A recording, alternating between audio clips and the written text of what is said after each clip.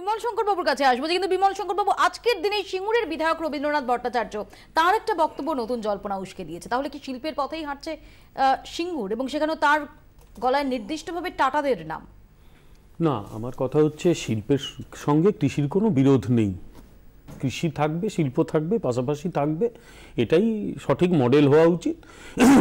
সিঙ্গুর নিয়ে সমস্যাটা তৈরি হয়েছিল তার কারণ জমি অধিগ্রহণ যে অবৈধ ছিল, যেটা আপনাদের চ্যানেলে বা বহু চ্যানেলে আমরা যেটা বলে এসেছিলাম, যেটা ঠিক হয়নি। এইভাবে জমি অধিগ্রহণ করা যায়নি। আমি আইনের কচকচি অত বুঝি না, আমার খুব একটা বোঝারও প্রয়োজন নেই, কারণ আমি আইনজীবী নই। কিন্তু এটুকু আমি বুঝতে পেরেছিলাম যে একটা মারাত্মক ঔদ্ধত্য, এবং আমি আজকে বাধ্য হয়ে বলতে হচ্ছে অসভ্যতা তৎকালীন সরকারের সঙ্গে যুক্ত লোকেদের ঘাড়ে চেপে বসেছিল। ওই যে প্রচুর আসন পেয়েছিল না, 230, তাতে ধরাকে সরা ভাবতে শুরু করেছিল।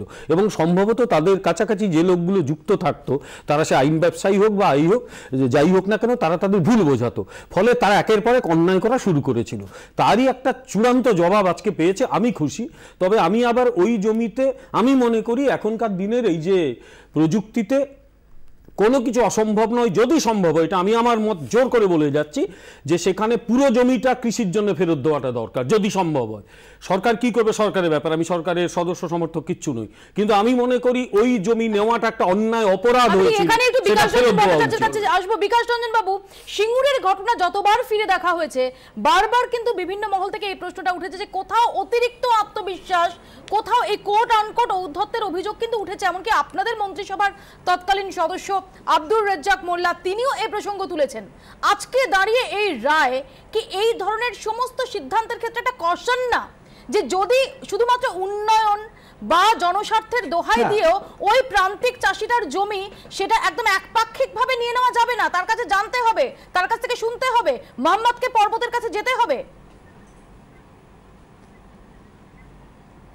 এ নিয়ে কোনো বিরোধ নেই, এ নিয়ে কোনো সংশয় নেই। যারই সম্পত্তি গ্রহণ করা হবে তাকে কনফিডেন্সে নিতে হবে, এটা প্রাথমিক শর্ত। এ নিয়ে যারা এইসব নিয়ে বড় বড় তাত্ত্বিক কথা বলছেন, তারা এটা খুব সাধারণ কথা বলছেন। কিন্তু ভুলে যাবেন না, সিঙ্গুরে জমি অধিগ্রহিত হয়েছিল যে পরিমাণ, 70% কৃষক কিন্তু তারা, বা 70% জমি হারা, তার কৃষক নাও হতে পারেন, তারা কিন্তু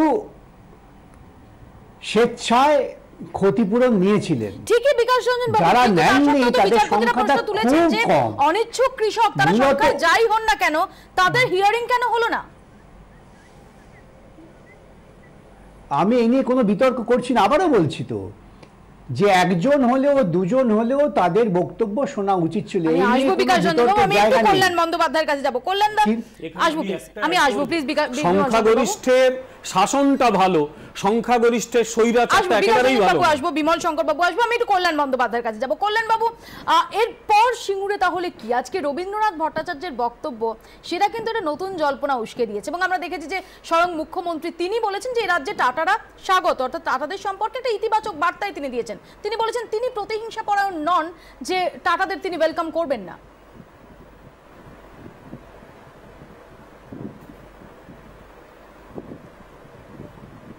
হ্যাঁ, তো আপনি কি জানতে চাইছেন আমার কাছে? সিঙ্গুর কি শিল্পের পথেই হাঁটতে চলেছে? সিঙ্গুরের ভবিষ্যৎ কি? হ্যাঁ, আপনি শুনতে পাচ্ছেন? হ্যাঁ, সিঙ্গুরের ভবিষ্যৎ কি? সিঙ্গুর কি শিল্পের পথেই হাঁটতে চলেছে? সেটা আমি বলতে পারবো না। আমি এই কথা বলতে, শুনুন, আমি সে কথা আমি বলতে পারবো না। এটা মাননীয় মুখ্যমন্ত্রী জানবেন বা অন্য যারা আছে। আমার কাজ ছিল গত 10 বছর ধরে আইনি লড়াইয়ের, আমার কাজ ছিল যে দেখানোর যে গত বামফ্রন্ট সরকার যে অ্যাকুইজিশনটা করেছিল, সে অ্যাকুইজিশনটা ইললিগাল। সেটা আলটিমেটলি আজকে সুপ্রিম কোর্ট বলেছে যে অ্যাকুইজিশন ইললিগাল। আজকে যারা যেভাবে আলোচনা করুক, সমালোচনা করুক, যা ইচ্ছে করুক, যা ইচ্ছে বলুক, তাদের সমস্ত যুক্তি, আজ যা যুক্তি দেখানো হচ্ছে, সমস্ত যুক্তি, সমস্ত আর্গুমেন্ট সুপ্রিম কোর্টে করেছে। মনু সিংভি নিজে করেছেন, বিকাশ দাও তো ছিলেন, বিকাশ দাও বোধহয় লাস্টের দিকটা বোধহয় ছিলেন না, সুপ্রিম কোর্টেও ছিলেন। তো যা ওনারা আর্গুমেন্ট করেছেন, সেই আর্গুমেন্ট আজকে রিজেক্ট করে দিয়েছে। 8টা পয়েন্ট ফ্রেম করেছেন জাস্টিস বেঞ্চ, 8টা ইস্যু তৈরি করেছে, এবং 8টা ইস্যুতে জাস্টিস গৌড়া 8টা ইস্যুই স্টেট গভর্নমেন্টের বিরুদ্ধেই রায় দিয়েছে, 8টা ইস্যু, এবং 3টে ইস্যুতে জাস্টিস অরুণ মিশ্র জাস্টিস গৌড়ার সঙ্গে ডিফার করেছে, 5টা ইস্যুতে এগ্রি করেছে, এবং লাস্টে এসে কিন্তু তারা দুজনে মিলে এগ্রি করেছে যে অ্যাকুইজিশনটা থরলি ইট ওয়াজ ইলিগাল, এটা, এবং জমি রিটার্ন করতে হবে, জমি ফেরত দিতে হবে, রাজ্য সরকারকে নির্দেশ দিয়েছে। That is the final thing. আমি আপনাকে এইটুকু পর্যন্ত বলতে পারি। এবারে সিঙ্গুরের জমিতে টাটা আসবে কি টাটা আসবে না, কি কে কি আসবে, কোথায় কি আসবে, it is a political question, এবং এটা আমার পক্ষে উত্তর দেওয়া সম্ভব নয়, আমি এটা উত্তর দিতে পারবো না। রবীন্দ্রনাথ ভট্টাচার্য কি বলেছেন না বলেছেন আমি জানি না, আমি শুধু আইনের মধ্যে রয়েছি। আরেকটা জিনিস আপনাকে বলি, যে জিনিসটা সুপ্রিম কোর্ট ইন্ডিকেট করেছে সেটা বলুন প্লিজ।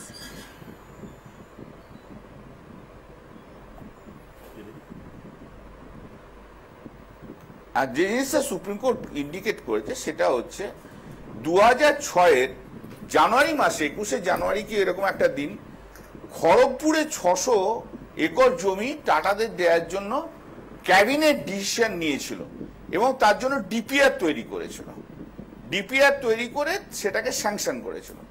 কিন্তু 2006-এর মেয়ের পর যখন বুদ্ধবাবু নতুন করে ওত নিলেন, ওত নেওয়ার পরই রাইটার্স বিল্ডিং এর টাটা, রত্নলাল টাটাও গিয়েছিলেন, সেইখানে ক্যাবিনেটে, তারপরেই ক্যাবিনেটে ডিসিশন হয়েছিল যে 1000 একর জমি টাটাদের দিয়ে দেওয়া হবে সিঙ্গুরে, কোনো ডিপিআর কিচ্ছু ছিল না। ল্যান্ড অ্যাকুইজিশন অ্যাক্টের স্কিমটাই হচ্ছে সেকশন 4 থেকে আরম্ভ করে যে ইনিশিয়েশনটা হতে হবে গ্রাউন্ড লেভেল থেকে, সেকশন 4, সেকশন 5, সেকশন 6 যেগুলো আছে, ইনিশিয়েশন হবে, হিয়ারিং হবে, তারপরে যদি মনে করে যে হ্যাঁ জমিটা নেওয়ার দরকার আছে, যদি কোনো অল্টারনেটিভ জমি না পায়, যেখানে 4 ফসলি 5 ফসলি জমি আছে, সেই জমির অল্টারনেটিভ জমি আছে কিনা সেই অ্যাসার্টেনমেন্ট গুলো করে তারপর যদি হয়, তারপর এটা স্টেট গভর্নমেন্টের কাছে আসবে, দেন স্টেট গভর্নমেন্ট অ্যাপ্রুভ করবে। একদমই কল্যাণ বাবু, ঠিক এই জায়গাতে আমি জাস্টিস গাঙ্গুলির কাছে যাব। জাস্টিস গাঙ্গুলি, অর্থাৎ ট্রান্সপারেন্সির অভাব, এর আগেও যখন আপনি বলছিলেন যে কি চুক্তি হয়েছিল টাটাদের সঙ্গে, সেইটা প্রকাশ্যে আনার ক্ষেত্রে অনীহা ছিল তদানীন্তন রাজ্য সরকারের, ট্রান্সপারেন্সির অভাব, সেটাই কি আজকে চোখে আঙুল দিয়ে দেখিয়ে দিল আজকের এই রায়?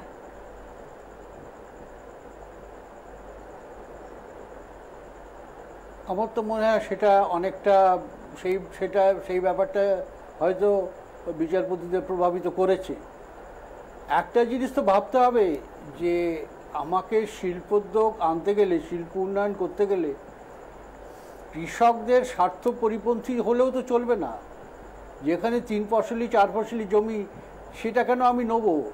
টাটারা কি শিল্পায়ন করতে গেলে সিঙ্গুরের জমি ছাড়া অন্য কোনো জমি ছিল না পশ্চিমবঙ্গে? এটা তো ভাবতে হবে একেবারে। জাস্টিস গাঙ্গুলি